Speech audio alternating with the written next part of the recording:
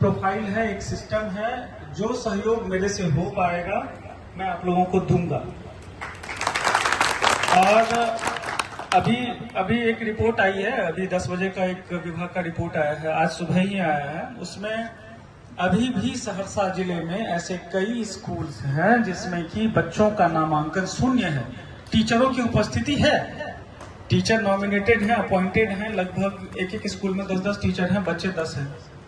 यानी कि कभी कभी तो जो आप लोगों को आरटी एक्ट पता होगा, 35 बच्चों पे एक टीचर का प्रावधान है।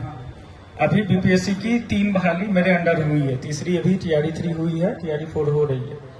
उसमें हमारे पास सरप्लस टीचर हो गया है।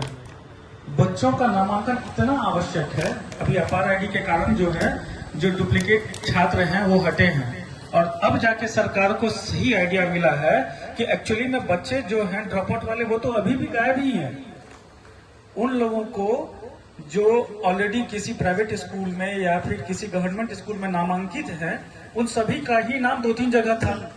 अब उसके कारण ये हो रहा था प्रॉब्लम कि बच्चों की उपस्थिति तो हर स्कूल में दिख रही थी, ड्रॉप आउट तो समझ में नहीं आता था लोगों को कि ड्रॉप आउट क्या है।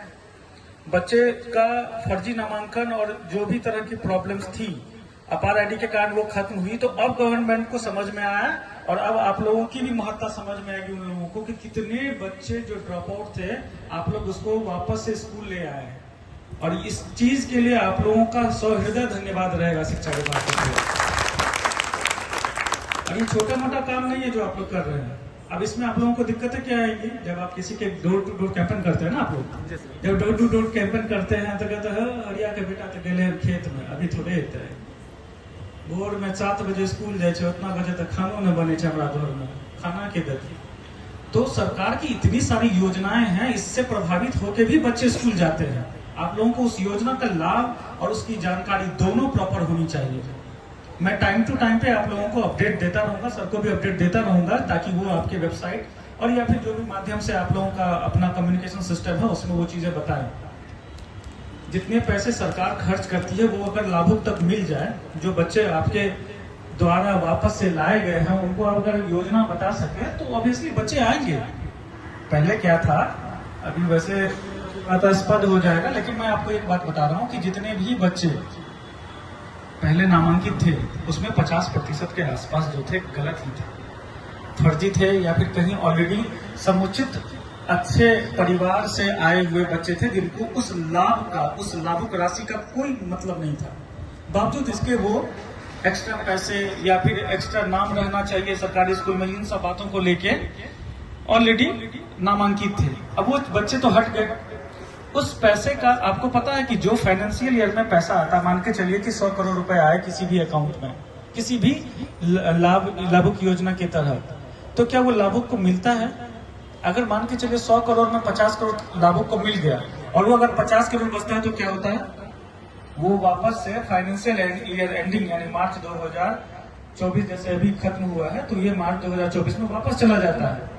मिशन साक्षरता हो, बिहार सरकार का हो या केंद्र सरकार का हो, ये इतना पैसा खर्च करती है, बावजूद हम लोग वापस से पैसा नहीं खर्च कर पाते क्योंकि लाभुक ही नहीं है। आप लोग अगर वापस से उस ड्रॉप आउट बच्चे को लेके आते हैं तो आप समझिए कितना पुण्य का काम कर रहे हैं कि उनको एक तो आप जो लाभ की राशि है, जो अलग अलग योजना है, चाहे छात्र राशि है, पोशाक राशि है, साइकिल है, डीबीटी होता है, डायरेक्ट बेनिफिट ट्रांसफर, सीधा अकाउंट में पैसे जाते हैं, उन सब पैसों का जब उन लोगों को लाभ मिलेगा तो सोचिए आप लोग कितना बड़ा काम कर रहे हैं। यही चीज तो है जो आप लोगों को बाकी, अरे हमें तो सैलरी मिलती है, हम काम करते हैं, हमें तो सैलरी मिलती है ना, गवर्नमेंट ने हमें अपॉइंट किया है काम करने के लिए, लेकिन आप लोग वो काम कर रहे हैं जो कि हम लोग भी नहीं कर पाते हैं। That is the big thing for you guys and I appreciate. Last में एक और बात बोलूंगा, कुछ लोगों को यहाँ मोटिवेट करना भी जरूरी होता है किसी चीज के लिए।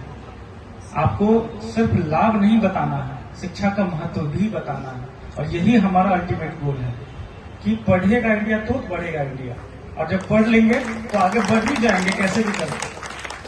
रोजगार, दुनियादारी, नौकरी सब कुछ पीछे है, लेकिन पहले साक्षर होना जरूरी है। Thank you.